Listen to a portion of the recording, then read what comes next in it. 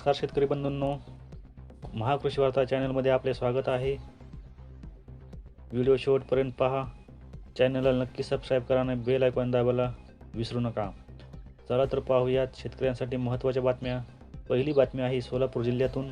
जिल्ह्यात 42,000 जणांनी बोगस पीक विमा उतरवला असल्याची बातमी समोर आली आहे।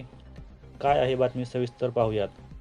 सोलापूर जिल्ह्यामध्ये 40,086 शेतकऱ्यांनी 47,117 हेक्टर कांदा पिकाच्या क्षेत्राचा बोगस विमा भरल्याचे तपासणीमध्ये निष्पन्न झाले असून त्यासोबतच अनेक शेतकऱ्यांनी फळबाग नसतानाही 1,900 जणांनी बोगस विमा उतरवल्याचे दिसून आले।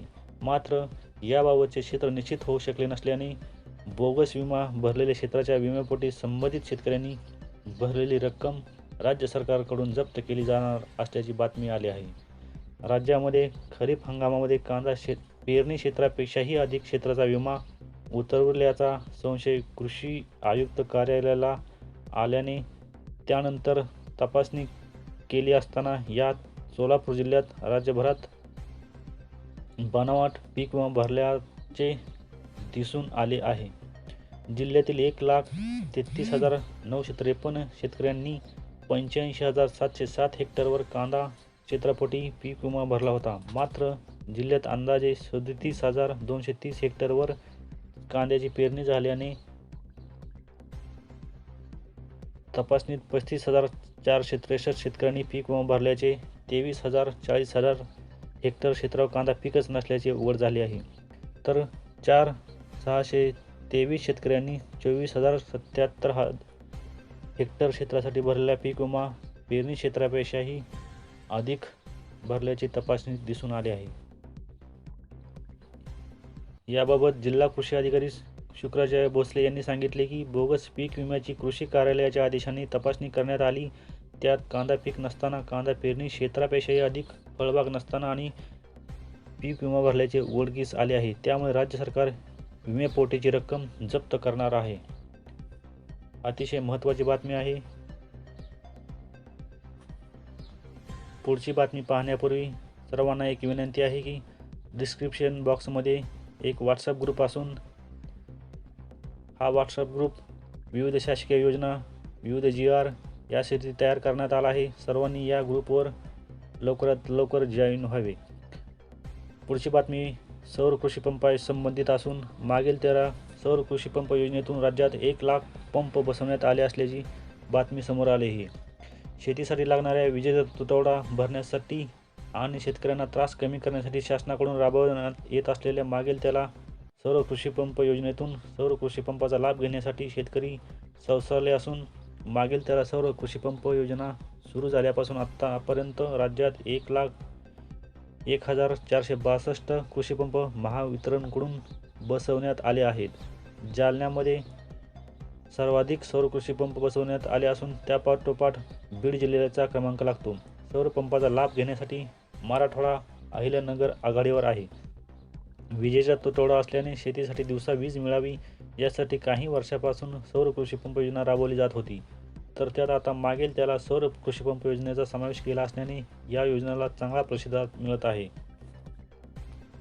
या योजनेच्या माध्यमातून केवळ 10% रक्कम भरून सौर वीज निर्मिती पॅनल्स व कृषी पंप असा संपूर्ण संच शेतकऱ्यांना देण्याबाबत प्राधान्य देण्याच्या सूचना मुख्यमंत्री देवेंद्र फडणवीस व महावितरणचे अध्यक्ष तथा व्यवस्थापकीय संचालक लोकेश चंद्र यांनी दिलेल्या आहेत।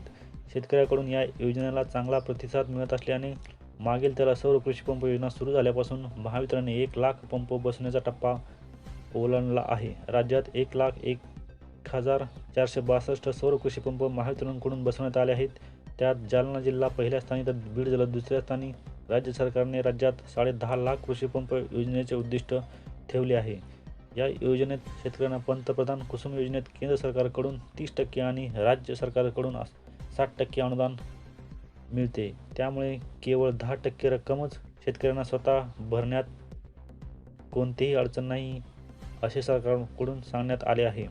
हा संच कृषी पंपासह संपूर्ण संच मिळतो। अनुसूचित जाती आणि अनुसूचित जमातीच्या शेतकऱ्यांना केवळ 5% लाभार्थी हिस्सा भरावा लागतो। पुढची बातमी आहे सोयाबीनचे दरासंबंधी।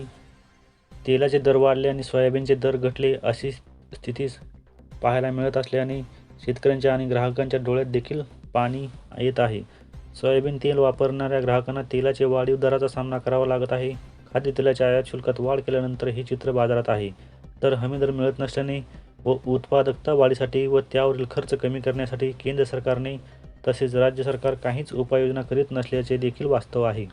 सोयाबीनला हमीदर मिळावा यासाठी केंद्राने खाद्यतेलावरील आयात शुल्कात वाढ केली आहे.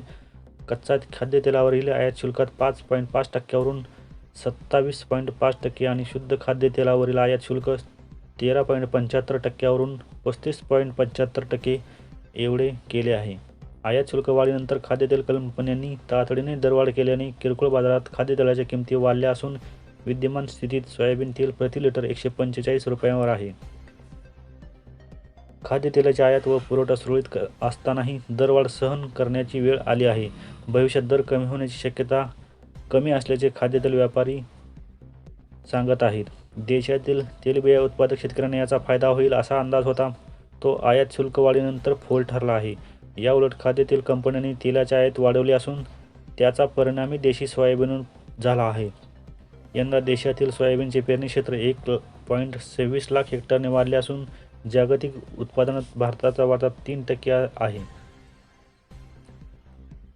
यामुळे तेलाचे आणि भाव वाढलेले असून सोयाबीनचे भाव कमी मिळत असल्याचे चित्र पाहावयास मिळत आहे.